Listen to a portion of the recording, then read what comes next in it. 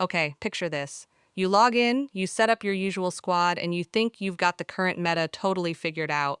But if you thought our current teams were crazy, just wait until you see this. We need to talk about what's coming next in Neverness to Everness, because it is going to absolutely blow your mind.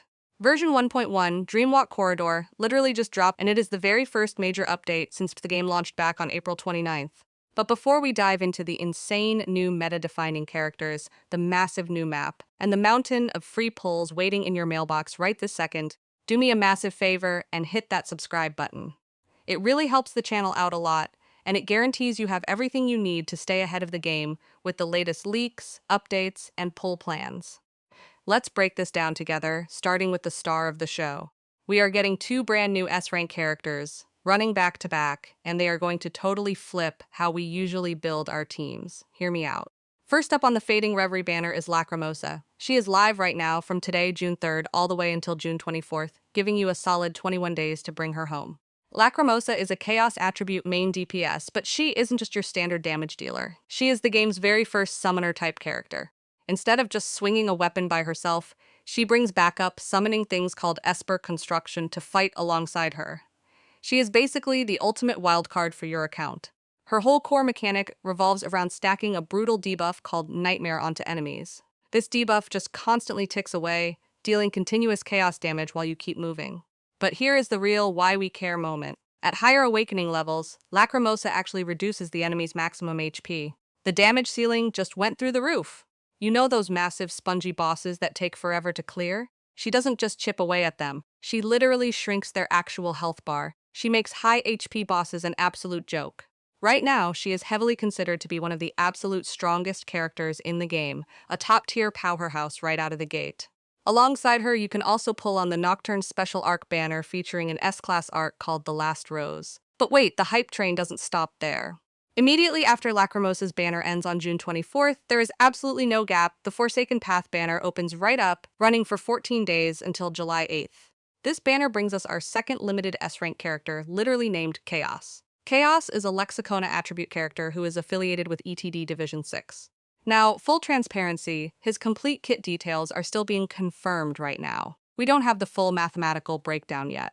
So, if you are strictly free to play and you're sitting there wondering who your new best friend is going to be, it is 100% worth waiting to see more of his gameplay before committing your hard-earned pulls. Now, let's talk about why pulling for them is actually the most relaxing thing ever.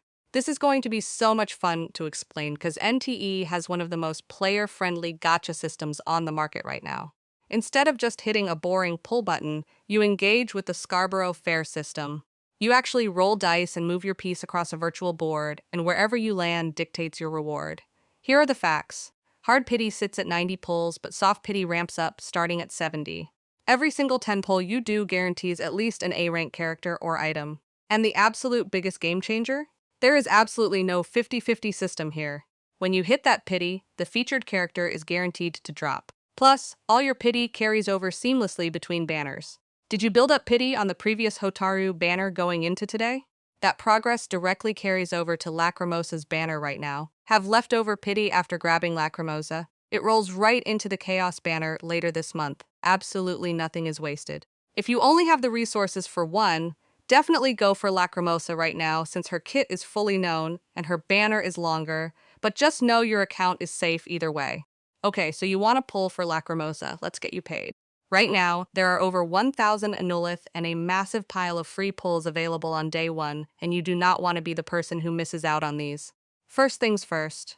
Stop what you're doing and open your in-game mailbox. You will find 2 separate batches of Annullith sent out for the version launch, combining for a total of 600 Annullith. Plus, if you created your account before today's maintenance, you get an extra 300 Annullith as compensation. That is a huge chunk of currency. Make sure you grab these fast because they do have expiry dates. Also in your mailbox, look for the Hetero Special Gift Pack. It is handing out 5 fabricated dices, 5 Denois solution, and 5 Tri-Key completely for free. Also, huge pro tip, do not forget the monthly shop reset that just happened on June 1st.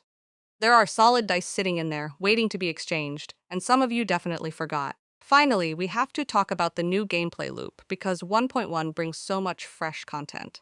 This isn't just about pulling characters, it's about giving us amazing new places to actually play them. First, we are getting the massive new Sunward Island to explore. Tied directly to this is the Sunward Travelogue event. As you explore the island and complete strange tales, you will earn Annullith, Elite Hunter Guides, Chaotic Die, and Expansion Cores. This naturally ties into the new main story content, so you will be passively gaining rewards just by playing the campaign. While you're out exploring, keep your eyes peeled for the Lacrimosa encounter event.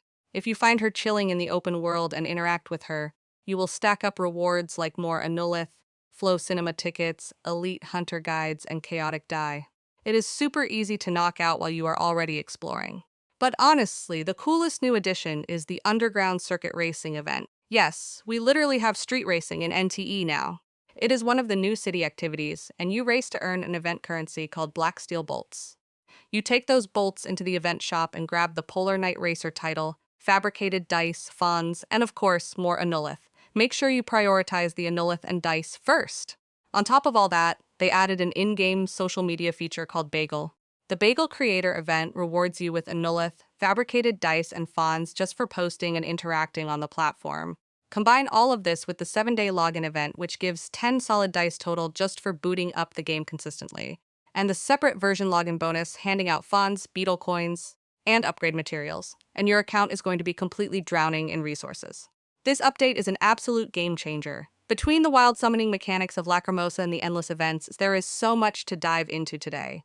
But I want to hear from you guys. Who are you planning to pair Lacrimosa with? Let me know in the comments. I'd love to read your team ideas.